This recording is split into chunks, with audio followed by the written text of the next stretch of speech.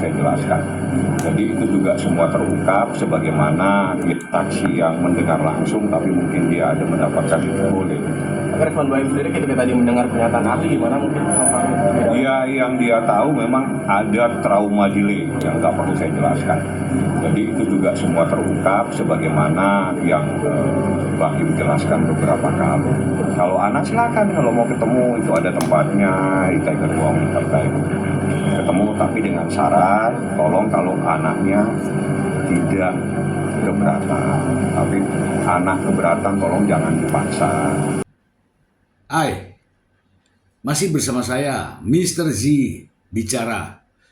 Tentu saja bicara tentang kebenaran berdasarkan fakta, data, dan realita. Sepertinya ya antara Baim Wong dan juga pengacaranya Fahmi Bahmid kompak ingin menjatuhkan harkat dan martabat Paula Verhoeven. Ya, ingin menjatuhkan mantan istrinya, ingin menjatuhkan ibu dari anak-anaknya. Hal ini bisa dibuktikan ya dari pernyataan-pernyataan yang dikeluarkan baik oleh Baim Wong sendiri maupun pengacaranya Fahmi Bahmid. Supaya tidak menjadi fitnah, saya ingin teman-teman semua mendengarkan pernyataan dari sang pengacara yang di situ ada suaminya atau mantan suaminya atau bapaknya anak-anak. Mari kita simak. Dan anak dua saksi fakta yang menerangkan fakta-fakta hot. Nah itu aja, hot. Nah gitu aja. Pokoknya saya hanya bicara seperti itu. Artinya apa yang ada di persidangan, ada saksi fakta. Jadi saksi fakta itu artinya saksi yang mengetahui.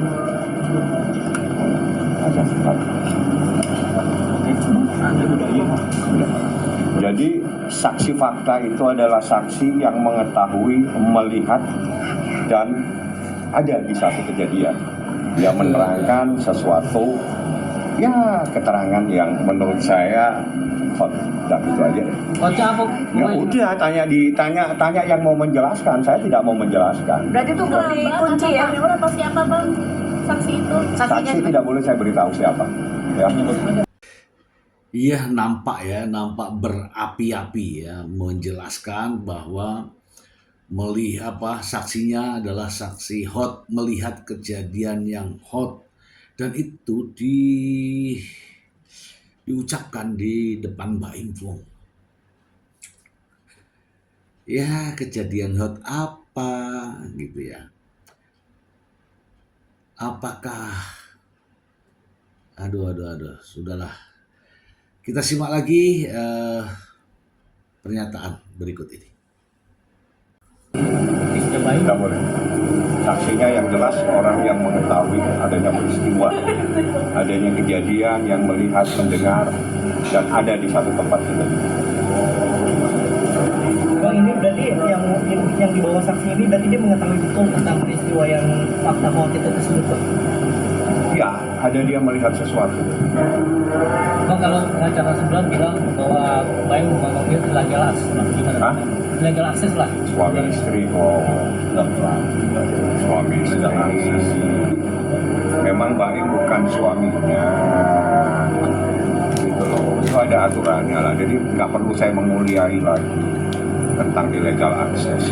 Illegal access itu kalau memang ada larangan, orang tidak punya hak diberikan HP-nya, dilihat, di depannya, di apanya. Jadi harusnya memverifikasi kepada pihak supaya tidak kaget-kaget di ruangan sidang. apa yang muncul di dalam persidangan supaya tidak terkaget-kaget. Seperti itu. Artinya Ini teman-teman saya, ini advokat semua yang ikut sidang. Jadi itu yang saya sampaikan. Jadi illegal access tidak ada. Yang kedua, yang berhak menilai bukti, yang berhak menilai saksi itu bukan pengacara, tapi adalah majelis hakim yang menilai. Jadi yang punya hak apakah itu buktinya itu bagaimana dan seterusnya itu hakim yang punya hak. Dan hakim artinya tidak ada penolakan dan nanti dia dinilai apakah itu karena pada saat proses pembuktian itu dikonfrontir, artinya dikonfrontir betul tidak ini data dari kamu, betul dibetulkan dalam ruang persidangan. Saya tidak perlu teruskan sampai lebih mendalam. Dan itulah cukup sampai di situ saya jelaskan data itu dibenarkan di dalam persidangan. Di dalam persidangan pengakuan itu adalah bukti sempurna. Ya, dijelaskan bahwa saksi ini adalah saksi yang melihat, mendengar, dan ada di tempat tersebut. Hebat ini saksinya. Hebat saksinya, mantul. Saksinya melihat apa? Melihat adegan. Ada hot kan? Saksi hot itu saksi yang melihat. Waduh, gawat ini, gawat. Kemudian saksi mendengar apa? Mendengar desahan. Hah, huh gitu. Hebat. Kemudian saksi berada di tempat itu. Di tempat saat kejadian perselingkuhan gitu. Aduh. Makin kesini makin aneh ya. Kenapa bukan ini aja yang dijadikan saksi? Kenapa harus 10? Kalau memang benar ini melihat selingkuh, berada di tempat ketika berselingkuh, mendengar suara cukup ini aja saksinya 1 aja. Nggak usah sampai puluhan. Ya, aneh ya. Oke, kita lanjut lagi ya mengenai illegal access. Ya kalau begini dia mengatakan kan, ya kan dia masih suaminya, masih ada hubungan suami istri. Ya, tapi ketika menjelaskan yang tadi, yang hot, lupa kalau mereka masih ada ikatan suami istri. Seharusnya kan tidak diperlakukan istrinya atau mantan istrinya seperti ini. Iya enggak? Aduh. Kemudian ada istilah tidak terkaget-kaget. Persoalan begini kok terkaget-kaget. Ya, tadi juga dijelaskan ya, memang benar bahwa saksi alat bukti itu yang menentukan, yang menilai adalah hakim, itu benar. Tapi Anda ini sudah menilai saksinya sendiri, buktinya sendiri. Ya enggak? Yang menilai itu hakim, benar. Yang mengambil keputusan itu hakim, benar. Tapi Anda sudah menilai saksinya sendiri. Hot.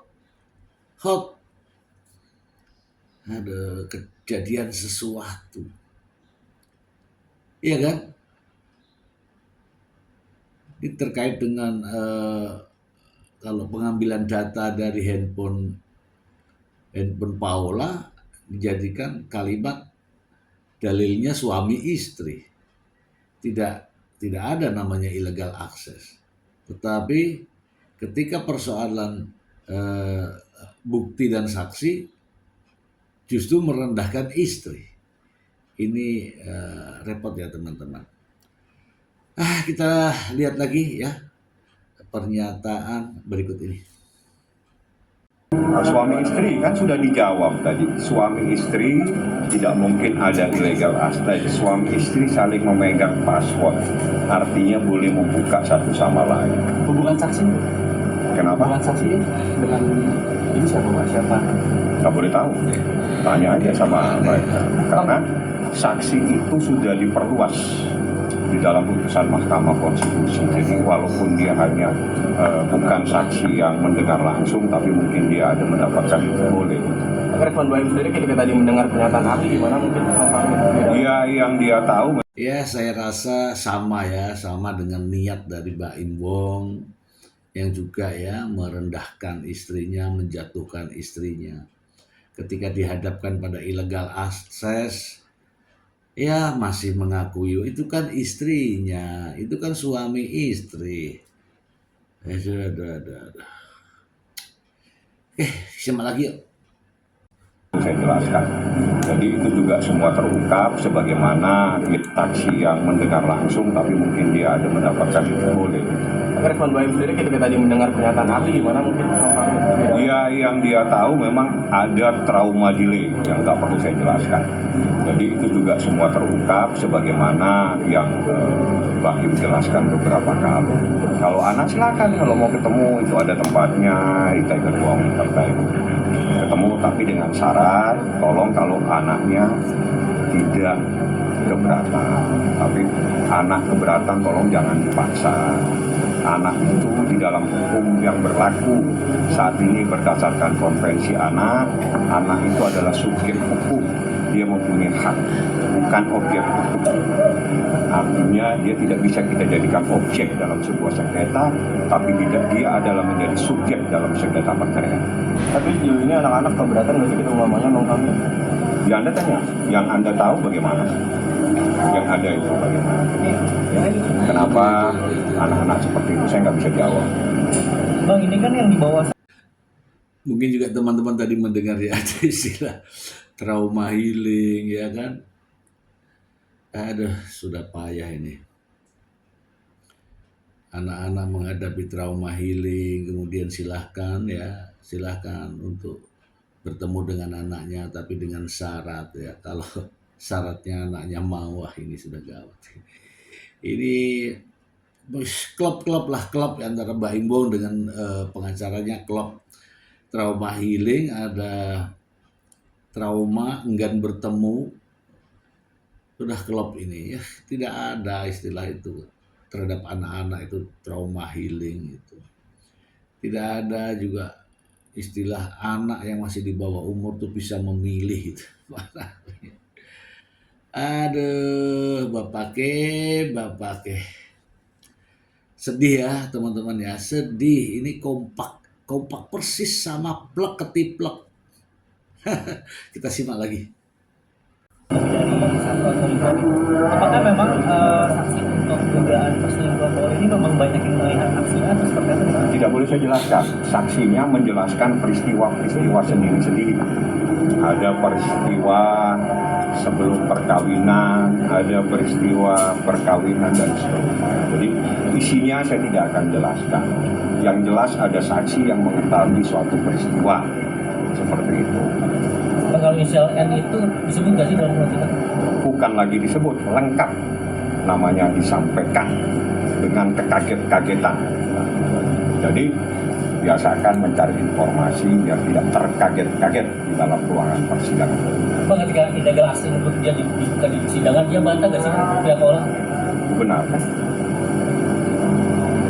Bang, sejauh ini Mas Baim sendiri mau ketemu pihak ketiga, Bang? Kan mau ketemu ternyata. Oh belum, nanti kan sekarang masih saya, masih pihak Baim yang mengajukan saksi. Setelah kami selesai mengajukan bukti tertulis, mengajukan saksi dan ahli selesai, nanti haknya kepada termohon. Nah, kalau dia menghadirkan saksi silakan, semakin banyak semakin bagus. Itulah ya, ketika disebut mengenai illegal access selalu mengatakan sebagai kan masih istrinya, suami istri dan sebagainya. Tapi begitu ke hal yang lain, ya kan, menganggap Paula ini bukan istrinya, menganggap Paula ini musuh bebuyutan, ya kan? Hukum Islam tentang muhrim. Bagaimana seseorang yang mempunyai muhrim yang tidak ada muhrim. Bang, artinya secara hukum nggak ada illegal access ketika suami istri. Ada Nggak ada illegal. Suami istri mana bisa illegal akses? Nggak pun dapat pengetahuan Paula misalnya gitu Pak. Kenapa? Nggak pun dapat pengetahuan istrinya. Passwordnya?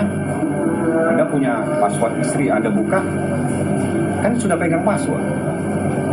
Artinya memang ada satu sama lain. Dan kalau memang tidak ada apa-apa, kenapa harus takut? Logika hukum, di saat tidak terjadi apa-apa, tidak perlu takut. Apapun yang dibuka dari hak. Kita tanggapi ya, kita ulas, kita analisa ya. Apa yang diucapkan, ya kebetulan diucapkan oleh Fahmi Bahmid sang pengacara ini kontra ya dengan kondisi yang sebenarnya. Ya seperti kalimat ya, silahkan kalau mau bertemu anaknya silahkan di apa namanya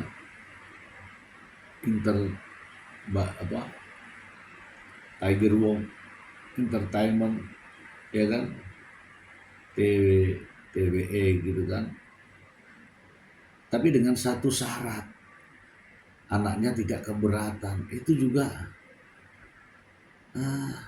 dramatis ya sepertinya ya. Inilah ya menggambarkan orang ya tidak bisa membaca perasaan ibunya, tidak bisa membaca perasaan orang lain.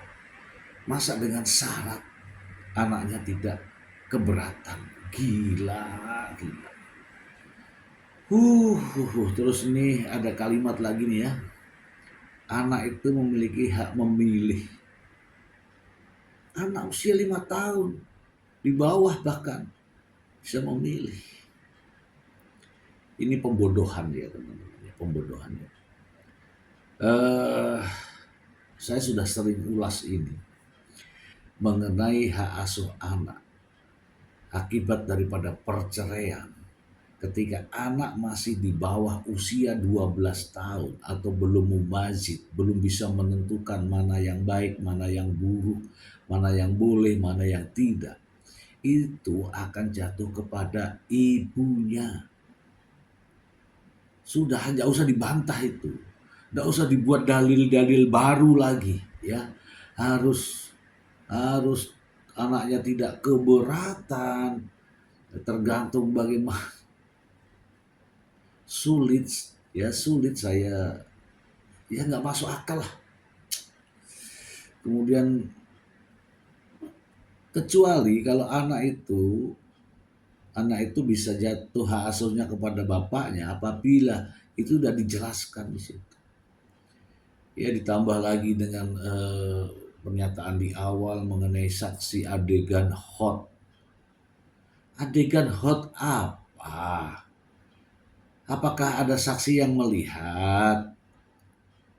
Hebat bener kalau bisa melihat. Atau mungkin perselingkuhannya di pinggir jalan, di lapangan, bisa dilihat. Ini juga dibesar-besarkan ya teman-teman ya. Saksi yang mendengar suara apa? Suara, payah. Kemudian ada juga tadi dikatakan saksi yang pada saat itu berada di tempat itu. Artinya apa? Berada di tempat di mana orang dituduh selingkuh. Wah, gawat ya. Bolehlah ya menghadirkan saksi. Kalau ini saksi ini benar, ya kalau saksi ini benar, cukup satu saksi ini aja. Kenapa mesti ada saksi-saksi ahli, saksi ini? Kalau perselingkuhan itu benar, ini saksi yang ada di tempat dia berselingkuh, ada mendengar dia berselingkuh, ada di tempat itu, di tempat kejadian. Gak usah banyak saksi, itu namanya bikin heboh sendiri gitu ya. Ya sebenarnya ini persoalan gak heboh-heboh banget, tapi dihebohkan. Ya mungkin ada tujuannya. Tujuannya apa? Aku belum tahu. Ya, ada maksud dan tujuan tertentu di balik menghebohkan, memperbesar kalimat-kalimat. Ya, banyak sekali kalimat yang dibesar-besarkan. Ya. Kemarin bilangnya si anu saksi gembok. Ternyata sampai di pengadilan pleketus tidak ada suaranya. Iya kan? Ada saksi gembok tuh. kemudian terjadi sesuatu, kemudian ada tambah lagi sesuatu yang luar biasa di tempat yang eksklusif, memang dihebohkan. Ini ada tujuan teman-teman ya. Kita ini para pemirsa ya, yang melihat real ya. Real itu maksudnya selalu tayang di media sosial, televisi. Ini sepertinya ada sesuatu yang sengaja dibesar-besarkan dengan satu tujuan. Entah apa tujuannya itu. Ya, saya pribadi ya, mohon maaf ya teman-teman. Mungkin juga teman-teman sama dengan saya. Menilai bahwa sengaja dihembuskan tudingan perselingkuhan ini tujuannya adalah untuk menggagalkan hak asuh anak yang jelas-jelas menurut undang-undang, jelas-jelas menurut peraturan di kompilasi hukum Islam, itu jatuhnya ke Paula Verhoeven sebagai ibunya. Karena anaknya masih di bawah umur. Karena tahu ini ya, tahu tentang aturan ini, maka ada upaya, yaitu dengan cara menghembuskan isu perselingkuhan, dan bahasa ini terus dibesar-besarkan. Ingat ya teman-teman ya, setiap konferensi pers mesti ada istilah baru, pasti ada kalimat-kalimat baru yang bersifat hiperbola, dibesar-besarkan. Ya, namun ya saya melihat dari pengacara Paula Verhoeven, Alfon juga memiliki kemampuan kecerdasan. Bahkan di satu kesempatan dia menyampaikan bahwa apa yang didalilkan ini sudah berubah-ubah dan menyimpang. Bahkan tidak memanfaatkan kesempatan. Penjelasan dari saksi yang satu dengan satu saksi yang lain itu menurut Alfon bertolak belakang. Ya, oke lah kalau saksi itu menjelaskan ini, kedua menjelaskan ini, kalau memang ada hubungan itu bagus. Tapi yang ini tidak nyambung dengan yang ini tidak nyambung yang ini. Artinya apa? Saksi yang berdiri sendiri. Saksi yang berdiri sendiri ada, ya bisa saya katakan saksi yang dibuat, yang semestinya dia tidak tahu menjadi seolah-olah dia tahu. Tapi dihubungkan dengan saksi yang satu, gak ketemu. Inilah yang terjadi. Jadi ya saya rasa penilaian saya sudah sama ya yang kemarin. Ini muncul ya kepanikan. Ya, lihat saja dengan saksi yang begitu banyak, bukti yang begitu banyak, ditambah lagi dengan pernyataan-pernyataan yang cukup kontroversial. Ini membuktikan adanya kepanikan. Dan saya melihat ya ada satu berita yang Paula Verhoeven juga menyoroti hal ini terkait dengan anak bisa memilih. Boleh ketemu anak asal anak tidak keberatan. Itu juga Paula juga sikapi itu ya. Tapi cara Paula menyikapi sungguh sangat luar biasa ya. Ini cara yang cerdas yang dilakukan oleh Paula Verhoeven, yaitu dengan memposting kalimat itu dan dijadikan pertanyaan ya, tanda tanya. Itu teman-teman, jadi ini masih panjang, masih ada dia lagi, masih ada pihak penggugat untuk membuktikan. Mungkin ada kesempatan mungkin 2 kali atau 3 kali lagi sidang, lalu tanggapan dari tergugat yaitu Paula Verhoeven, kemudian ada kesimpulan, barulah pada keputusan. Ya, ya sebenarnya kalau mau singkat sebenarnya nggak perlu banyak-banyak begini. Ya habis dibikin panjang dengan saksi yang begitu banyak, bukti yang begitu banyak, narasi yang dibuat di berbagai media. Inilah jadinya. Jadi berjilid-jilid. Dan tetap saja pihak Baimbong terus melakukan serangan-serangan secara masif kepada Paula Verhoeven agar Paula Verhoeven ini jatuh mentalnya.